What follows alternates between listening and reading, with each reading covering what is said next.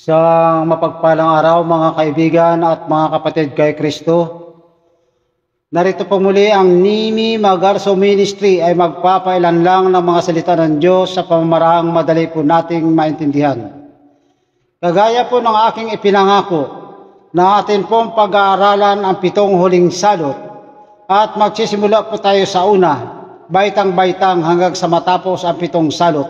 Atin pong pag-aaralan ang lalim at hiwaga ng mga salot na ito, kung ito ba'y kasalukuyan ng nangyayari o mangyayari pa lang.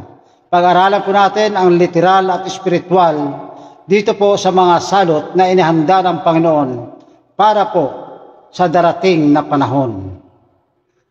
Ang ating pong mga batayang talata ay matatagpuan po sa Pahayag, Kabanatan 16, ang talata po ay 2. At ang unang anghel ay yumaon at ibinuhos ang kaniyang mangkok sa lupa at nagkaroon ng masamang sugat at mabagsik sa mga tao na may tanda ng hayop at mga nagsisamba sa kanyang larawan.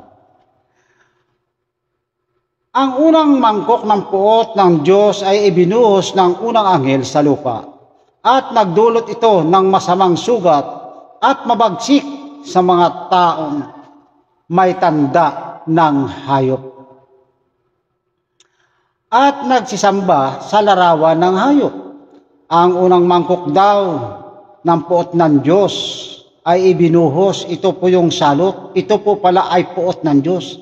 At ito pa ibinuhos sa lupa ng unang anghel at nagkaroon ng sugat na mabagsik, na ito ay tumama doon sa mga taong may tanda ng hayop at nagsisamba sa kanyang larawan. Ano ba talaga ang ibig sabihin ng mga sugat? Ang mga sugat ay isang literal na sakit o sugat na walang lunas, isang pisikal na pagpaparusa ng Diyos sa mga hindi sumusunod sa Kanya. Dito po sa Deuteronomio, Kabanatan 24, ang talata po ay 35. Sasaktan ka ng Panginoon ng masamang bukol sa mga tuhod at sa mga hita na hindi gagaling. Dito rin po sa Exodo, Kabanatang 9, ang talata po 10, patuloy po sa 11. Ang mga paltos sa panahon ng mga salot sa Ehipto ay tanda ng paghatol ng Diyos. Opo, pinapayagan po ng Diyos ang mga bagay na yan upang makilala ang kaniyang kapangyarihan, upang kilalanin siya na siya ang tunay na Diyos, na nasa Kanya lamang ang tanda ng tunay na Diyos. Ibig sabihin, tulad ng ginawa ng Diyos sa Ehipto, muling ipapakita ng Diyos ang Kanyang kapangyarihang paghatol sa mga tumatalikod sa Kanya. Kung paanong ang Ehipto ay Kanyang pinadala ng mga salot upang makilala ang Kanyang kapangyarihan at makilala siyang nag-iisang Diyos, sapagkat ang Ehipto po ay nagkaroon ng iba't ibang uri ng Diyos. Marami silang mga idol. Ayan po. Sa spiritual na kahulugan, ang sugat na ito ay hindi lamang pisikal. Ito rin ay spiritual na simbolo ng kapahamakan ng mga taong tumanggap ng tanda ng hayop. Ang sugat ay larawan ng kasalanan na kumakain sa loob ng puso ng tao. Opo. Ito po yung sugat na hindi gumagaling. Utay-utay tayong ginangat-ngat ng mga sugat, ng mga sugat na ito. Ang tanda ng hayop ay pagpili ng tao sa sistema ng kaaway kaysa utos ng Diyos. Opo. Yun pong tanda ng hayop ay ang pagtanggap natin ng maling mga aral. Yan po yung tinatawag na tanda ng hayop. Yung pagpili natin sa sistema ng mga isalit-saling sabi ng mga tao. Ang sugat ay parusa sa mga hindi tumatanggap sa tatak ng Diyos.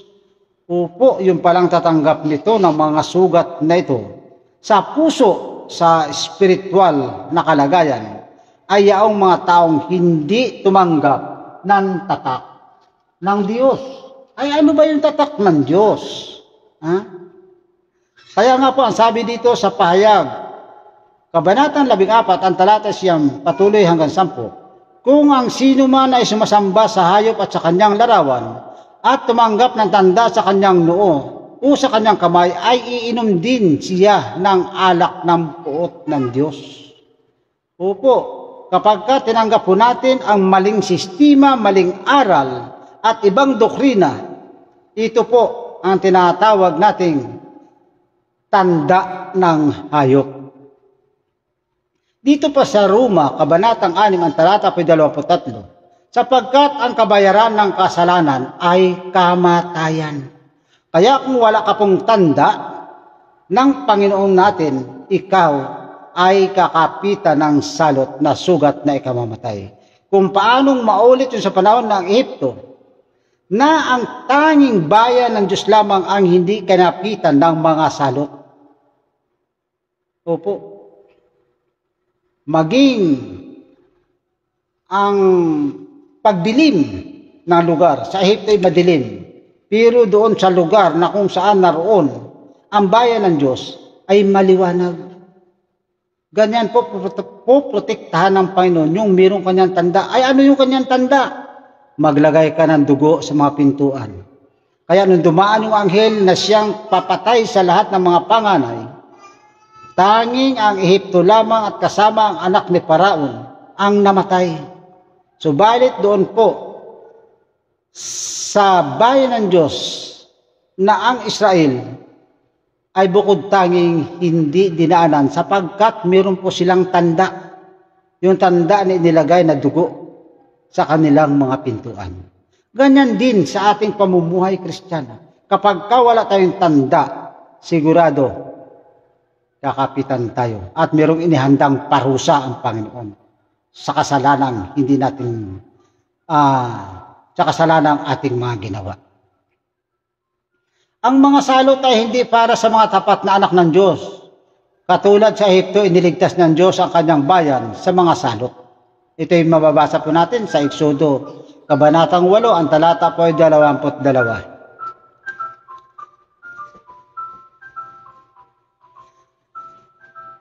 Ang marka ng hayop ay desisyon ng puso. Ito po. Sa pagdidesisyon ng ating puso kung sino ang ating pipiliin, doon magkakaroon ng dalawang tanda. Kapag pinili mo ang tanda ng Diyos, ikaw ay magiging kapanalig ng Diyos. Subalit kapag hindi mo tinanggap ang tanda ng Diyos at wala ka nito, magiging kapanalig ka sa kabila. Siguradong ikaw ay dadaanan ng salot na inihanda ng Diyos para sa kanyang sa mga taong hindi tumatalima sa kaniya. At ang marka ng hayop ay desisyon ng ating puso. Hindi ito basta marka lang sa katawan, kundi pagtatak sa isipan at kilos ng pagtatakwil sa utos ng Diyos at pagtanggap sa utos ng kaaway. Ito po ay masusumpungan sa pahayag, Kabanata 13, ang talata 16, patuloy hanggang 17. Hindi daw ito marka lang ng katawan, kundi pagtatak sa isipan at kilos at pagtakwil sa utos ng Diyos. Kapag wala kang utos ng Diyos, wala sa iyo ang tatak ng Diyos sapagkat ang tandaan ng Diyos ay nasa ika-4 na utos. Ito po yung Sabat. At sabi po, at magiging tanda sa inyo at sa akin. Ayan. Kaya kinakailangan po meron tayong Sabat sapagkat ito ang tanda ng Diyos. At kung wala ka nito, hindi ka nagsasabat, wala kang tanda ng Diyos. Ayan. Kaya kinakailangan po, meron tayong kautusan ng Diyos. Huwag nating sabihin wala na ang kautusan. Sapagkat nandun po napapaloob ang tanda ng Diyos. At ang tanda na yan, itatatak na yan sa ating isipan sa noo. At itatatak sa ating puso.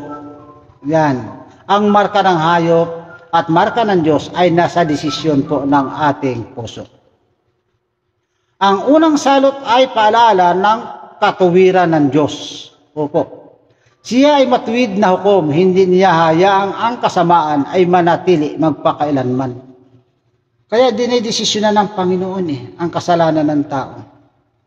Ayaw niya na ang tao ay magpatuloy sa paggawa ng kasalanan. Kung kaya't sinusupil niya ito, binibigyan tayo ng babala. Walang takas sa paghatol ng Diyos maliban sa kanyang proteksyon. Tanging ang mga may tanda ng Diyos lamang ang ligtas sa paghatol ng Diyos. Ito po'y masusupungan sa pahayag, Kabanatang 7, ang talata po'y 3. Kung wala ka pong tanda ng Diyos, siguradong hindi ka ligtas sa hatol ng Diyos. Ano pong patutuo ng kapatid na Ellen G. White? Dito po sa The Great Controversy, page 627. Ang mga salot ay hindi darating ng biglaan sa mga tapat, kundi ito ay tanda ng ganap na pagwawakas ng panahon ng biyaya. Ang mga tumatanggap ng tanda ng hayop ay tatanggap ng walang lunas na kaparusahan, samantalang ang mga tapat ay iingatan ng Diyos. Ano daw yung mga sugat na walang lunas? Kaparusahan na walang hanggan. At ito'y mangyayari kapag ka nagwakas na ang panahon ng biyaya, ang panahon ng awa ng Diyos. Kaya ngayon pa lang, kapatid ko, habang mayroon pang awa, mayroon pang biyayang umiiral sa sangkatauhan, tanggapin po natin ang ating Panginoong Diyos. Ang pag-iingat ng Diyos ay para lamang sa mga tumanggap ng kanyang tatak sa noo, ang katapatan sa kanyang kautusan at pananampalataya kay Kristo. Ayan po. Kaya sinasabi ko po sa inyo na ang tanda ng Diyos, ang tatak ng Diyos, ay nasa 10 utos. Mga kapatid at kaibigan, ang panahon ng biyaya ay hindi magpakailanman. Ang unang salot ay malinaw na babala na darating ang hatol ng Diyos sa mga ayaw tumanggap sa kanyang katotohanan. Opo. Kaya ngayon pa lang, kaibigan ko, kapatid ko, tanggapin natin ang katotohanan upang sa ganon huwag tayong tumanggap ng salot. Huwag natin baliwalain ang 10 utos, sapagkat ang 10 utos ay siya pong likas ng Diyos, na gusto ng Panginoon na magiging kawangis tayo niya. Saan? Sa kanyang likas, sa kanyang karakter. Yan po yung ugali ng Diyos na dapat ay mapasa atin upang tayo magiging kawangis niya at tayo ay maging karapat-dapat niyang makasama doon sa langit na bayan na inihanda niya sa bawat isa sa atin. Opo, mga kaibigan at mga kapatid kay Kristo. Kaya ngayon pa lamang, piliin nating sundin ang tunay na utos ng Diyos, hindi ng tao. Maging matapat sa Kanya sa gitna ng mga pagsubok. Tanggapin ang tanda ng Diyos sa ating mga noo, at tanda ng katapatan sa pananampalataya. Kaya ano sabi ni Josue? Doon sa Josue, Kabanatang 24, ang talata 15. Ngunit tungkol sa akin at sa aking sangbahayan, kami ay maglilingkod sa Panginoong Diyos. Ganon din dapat ang magiging katuwiran natin, mga kaibigan at mga kapatid kay Kristo. Kinakailangan tayo ay maging tapat sa Panginoon. Sundin natin ang kanyang mga utos. Sa Ecclesiastes, Kabanatang 12, ang talata po 13 hanggang 14, ito ang wakas ng mga bagay. Wakas. Lahat ay narinig. Ikaw ay matakot sa Diyos at sundin mo ang kanyang mga utos, sapagkat ito ang buong katungkulan ng tao. Katungkulan po natin ito Bakit kung hindi mo susundin, anong sabi sa Kabanatang 14? Sa talata 14? Sapagkat dadalhin ng Diyos ang bawat gawa sa kahatulan, pati ng bawat kubling bagay, maging ito'y mabuti o maging ito'y masama. Hahatulan po tayo ng Panginoon. Ngayon, kung ang ginawa natin, itinakwil natin ang kanyang likas, ang kanyang 10 utos, hindi natin itinanim sa ating isi, sa ating loob at sa ating puso, na wala tayong tanda, aanihin natin ang kaparusahan, sugat na walang hanggan, kamatayan. Saan nagkasugat? Sa puso. Sugat sa puso na walang hanggang kamatayan. Napakasakit po nito mga kaibigan at mga kapatid kay Kristo. Ngayon, kung hindi mo nagagawa ito, panahon na upang gawin mo, kaibigan ko. Hindi mo kaya, manalangin ka sa Diyos. Sabihin mo sa Kanya, makapangyarihang Diyos, salamat po sa iyong salita na nagbibigay ng liwanag sa amin. Tulungan mo kami manatiling tapat sa iyo upang kami ay mapabilang sa mga tatanggap ng iyong patak. At hindi sa tanda ng hayop, ibigay mo po sa amin ang lakas na manindigan sa katotohanan sa panahon ng pagsubok. Iligtas mo kami sa mga darating na salot at itanim mo sa aming puso ang iyong banal na espiritu. Lahat nito ating hilingin at hingin sa ating Panginoong Diyos. Kung nagawa mong manalangin, kay palad mo, kapatid ko. Kapag ka dininig ng Panginoon na iyong dalangin, hindi ka kakapitan ng unang salot, ay hindi kakapit sa iyo. Ang sa mga salot na ito, ang mga salot ito hindi para tayo takutin, kundi upang gisingin tayo sa katotohanan na ang Diyos ay banal at makatarungan, na darating ang panahon ng hatol at may kaligtasan sa ilalim ng kanyang proteksyon. Opo, tayo'y maliligtas lamang kung tayo ay mayroong proteksyon ng Diyos. Ang kanyang tanda, ang kanyang tatak. Gaya sa Ehipto, na nagpahid sila ng pulang dugo, ng tupad, na sumisimbolo po ito sa ating Panginoong Hesukristo. Ngayon, kung wala sa puso mo ang ating Panginoong Hesukristo, tiyak, kakapitan ka ng salot na ito at aanihin mo ang kaparusahang sugat na walang hanggan, ang kamatayan. Dito po sa Awit, Kabanatang 91, talata 7, bagaman na 1,000 ay mabubuwal sa iyong siping at ang 10,000 sa iyong kanan, ay hindi aabot sa iyo. Bakit? May proteksyon ka ng Diyos. Tandaan mo ito, kapatid ko. Itatak mo sa iyong isipan at iguhit mo sa iyong puso ang karakter ng Diyos, ang likas ng Diyos na walang iba matatagpuan sa 10 utos. Ano ang likas ng 10 utos? Sagana sa pag-ibig at pagpapakumbaba. Mapagpatawad. Ayan po ang likas ng Diyos.